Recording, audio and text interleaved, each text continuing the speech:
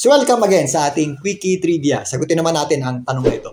Sir, bakit kaya hindi pare-parehas ang JTWC, JMA at Pag-asa sa pagtataas ng kategorya ng isang bagyo? Unang-una, magkakaiba silang meteorological agency at rehiyon or purpose ng pinag-warningan.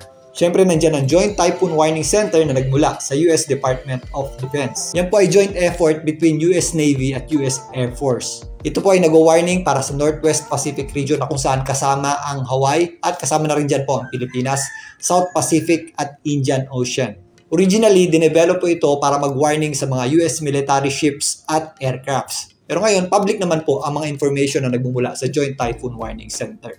Magkaiba pa po ito sa National Hurricane Center o NHC ng US. Ito nga po ay nagmula sa US Department of Defense. Sa tatlong ito lamang Joint Typhoon Warning Center ang gumagamit ng 1-minute sustained average para sa pagtaya o pag-estima ng lakas ng bagyo. So natural na mas malaki po ang kanilang pagtaya o nagmumukhang mas malakas dahil sa mas maliit na sample size. Nandyan din ang Japan Meteorological Agency na naatasan ng World Meteorological Organization para maging RSMC o Regionalized Specialized Meteorological Center para sa Northwest Pacific Region. Kasama po dyan ang Japan at ang ating bansa. So mostly ang mga warnings po ng JMA ay para sa Japan at dahil nga naatasan itong maging RSMC sa buong Northwest Pacific Region na kung saan kasama na rin po dyan ang Pilipinas. Gumagamit naman ng 10 minutes average sustained winds ang GMA para sa pagtaya o pag-estima ng lakas ng bagyo na kung saan angkop ito sa standards ng WMO. Kung ikukumpara sa JTWC, mas mahina po ito at mas mababa tingnan.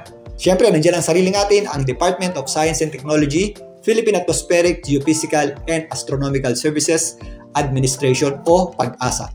Siyempre, ito po ay sariling atin at mainly ginawa para mag-warning sa mga bagyong nagbabanta sa ating bansa. Gumagamit din ito ng 10 minutes average sustained winds para sa pag-estima o pagtaya ng lakas ng bagyo. Although minsan nagkakaiba, halos hindi po ito nalalayo sa pagtaya ng GMA dahil parehas po itong nasa standards ng World Meteorological Organizations. Pero malayo po ito sa pagtaya ng JTWC ng US na gumagamit nga ng 1 minute sustained average. Siyempre, pumapasok din po dyan ang human factor. Minsan nagkakaiba po ang pagtaya o pag-estima o pagbasa ng ating mga weatherman o meteorologist.